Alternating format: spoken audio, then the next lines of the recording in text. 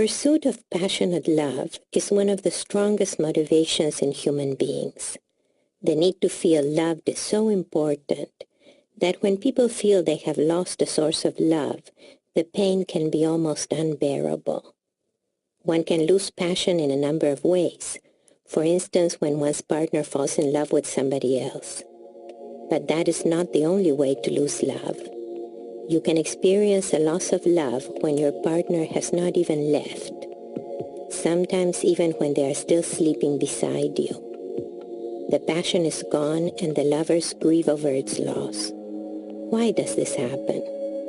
When a couple is unhappy, or when they feel they are just going through the motions, there is usually something in the relationship that is restricting self-expression and passion. In this film, Working with Husband and Wife, Robbins will resolve one of the most common problems that prevent couples from living the life they deserve. The film also offers practical strategies for improving your communication with your loved ones. Most of us during the course of our lives will experience in some form the loss of love and the loss of passion. If you were ever caught in a situation where you were damned if you do, damned if you don't, you will learn a great deal from this film. Our story begins in the Gold Coast of Australia during a week-long Anthony Robbins Leadership Conference of about 2,000 participants. Those attending are Fortune 500 executives, college students, entrepreneurs, homemakers, and professional people from all over the world. During this conference, Robbins typically calls upon those participants who are experiencing the most serious life challenges. In this case, he asked for those who were experiencing suicidal thoughts. As Robbins deals with someone who is considering suicide, he illustrates practical methods anybody can use to resolve conflicts, problems, and restrictions.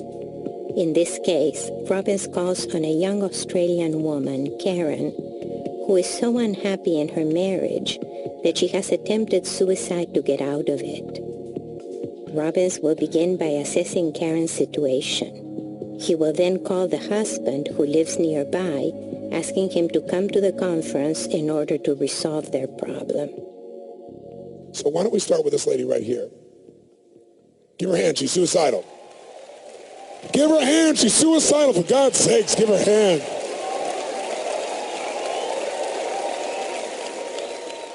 What's your name? Where are you from? Karen from the Gold Coast. Karen, okay, Karen. You're from the Gold Coast and you're suicidal? There's no hope for you. Robbins often uses colorful language in order to manage the tone of the conversation. In this case, he started off with a joke, getting Karen to laugh before she starts describing her problem. Since Karen is in the back of the room, Robbins is watching the details of her expression on a television monitor placed at his feet. So you're suicidal? Mm-hmm. Why? I get to that point when people are putting me down and I don't feel like I'm good enough. So people put you down. What do I got to say to put you down?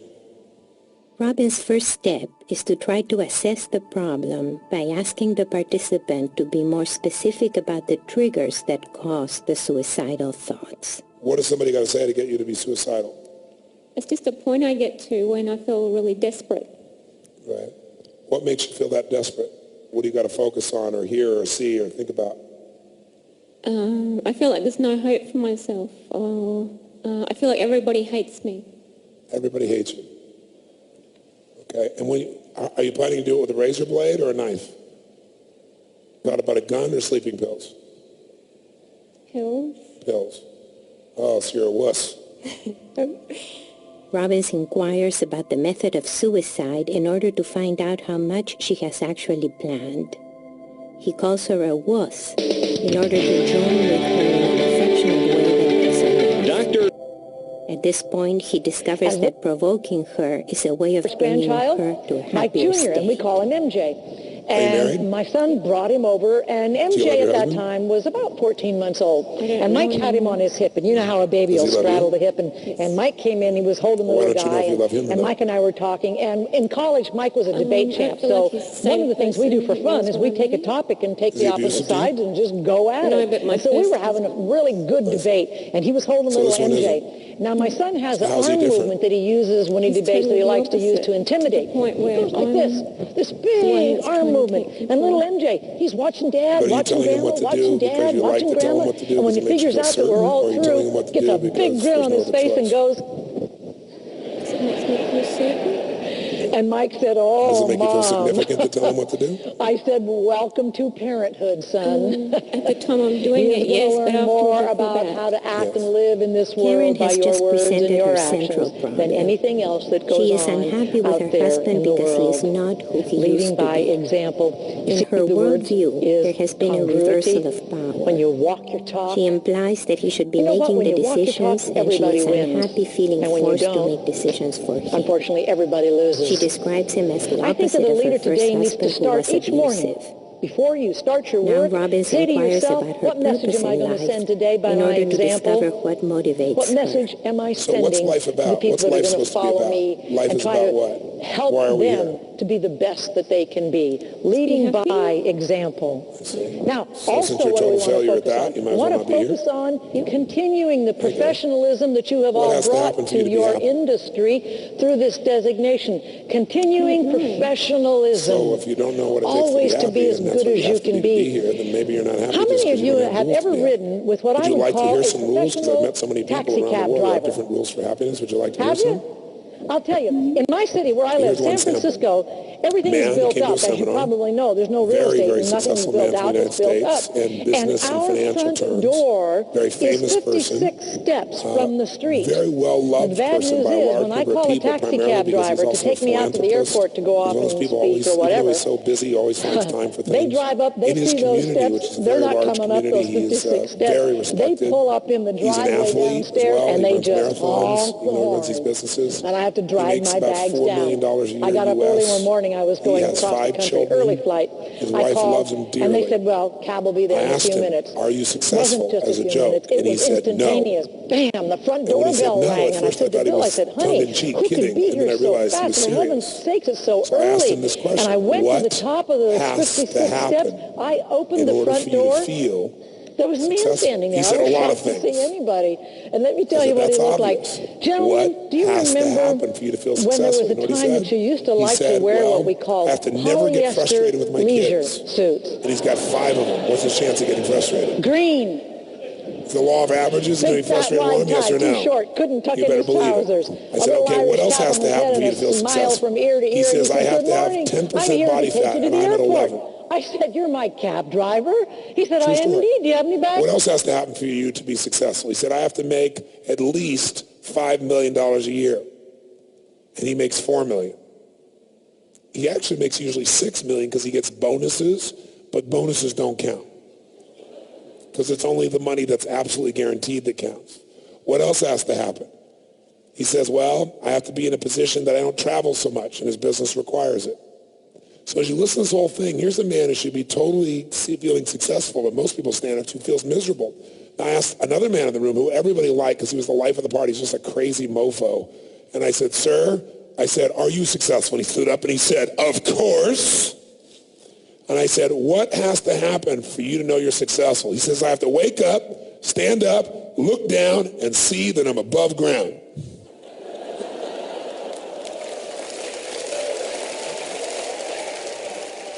He said, every day above ground is a great day. So that was his rule. Now, which of these two men do you think was happier, the first one or the second one?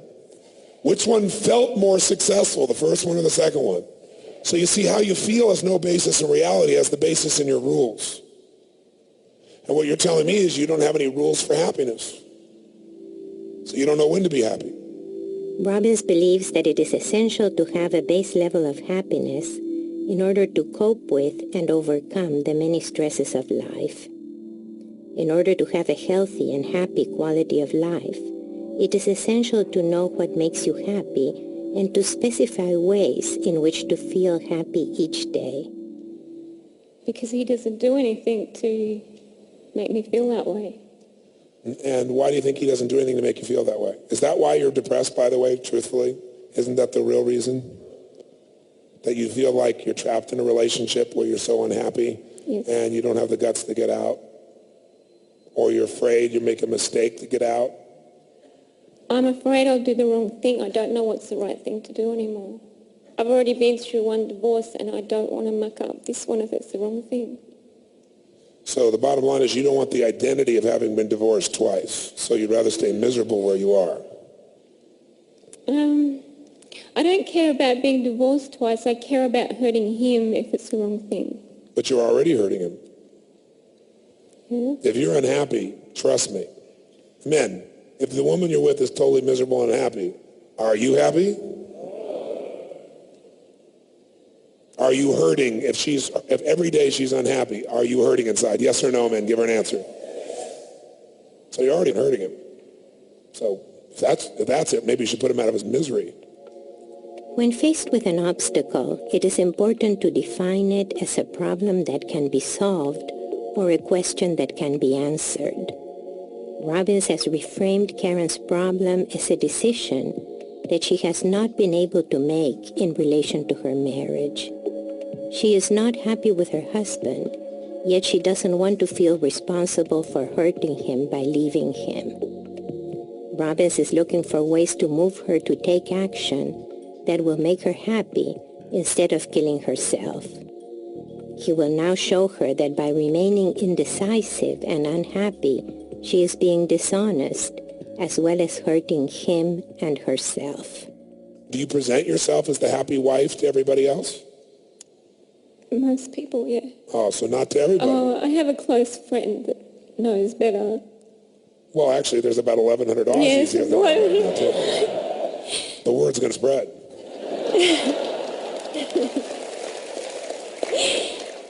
There's a network here like you can't believe. But generally, yes, I do pretend otherwise. So you pretend that you're happy? Mm-hmm. Yes, I see. Could you do that for me right now? Show me the pretend I'm happy thing. I'm not depressed, I'm happy. I'm actually happy. Yeah. Don't be looking for an Academy Award, okay? Do you really think people buy this shit? Mm-mm. Well, okay, so everybody knows you're unhappy already then, don't they? Not just your friends, other people know too, don't they? Even if they don't say anything. Can you see it in their eyes that they know you're unhappy? Okay, so why are you acting like something you're not when everybody knows the truth? Karen has been coping with her unhappiness by pretending to others that she is not unhappy, thinking that they would therefore think well of her. This way of coping is not helpful.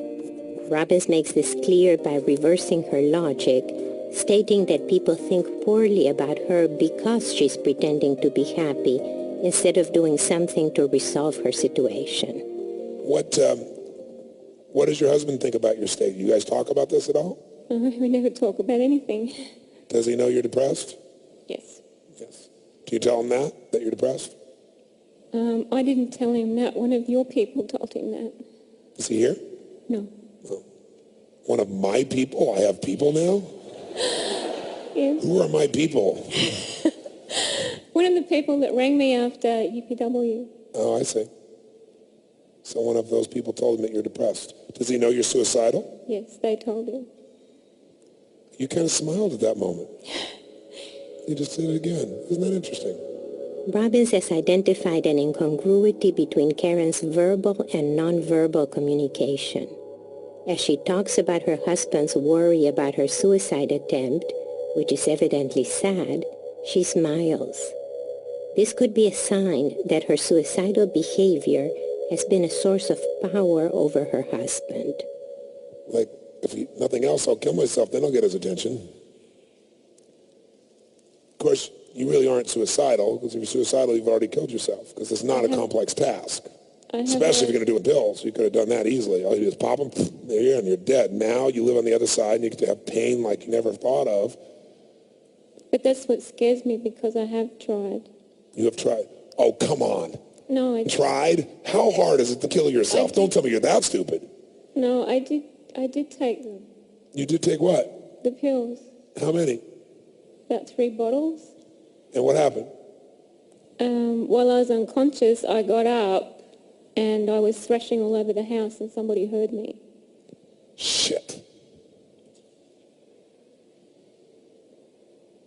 I wonder why, even you had 3 bottles of pills, you would get up and thrash around. I don't know. I don't remember it at all. I know. Is it possible there's a deeper part of you that knows the truth, that you need to stay alive, and that that's not your real intent, and so it found a way to overpower 3 bottles of pills and still make sure you got help? So clearly it's not that you tried. Clearly there's no desire in you to commit suicide. There is a deep desire to get some attention, isn't there? Yeah. You're settling for attention because you don't feel the love. Yeah. Karen tells the story of her suicide attempt in order to convince Robbins of its seriousness. Instead of acknowledging her wish to die, Robbins recasts the story from the point of view of her desire to live. She thrashed around even while unconscious, and so expressed her wish to live, which Robbins elevates above her desire to die. By saying that what she really wants is attention, he defines a problem that can be solved. Once she admits the need for attention, he carries the logic a step further, saying that she's willing to settle for attention when what she really wants is love. Immediately, he takes the conversation back to her husband. So why didn't your husband come here? Oh, we couldn't afford for us both to come. Okay. So he sent you, Yep. hoping you'd get fixed. Yep.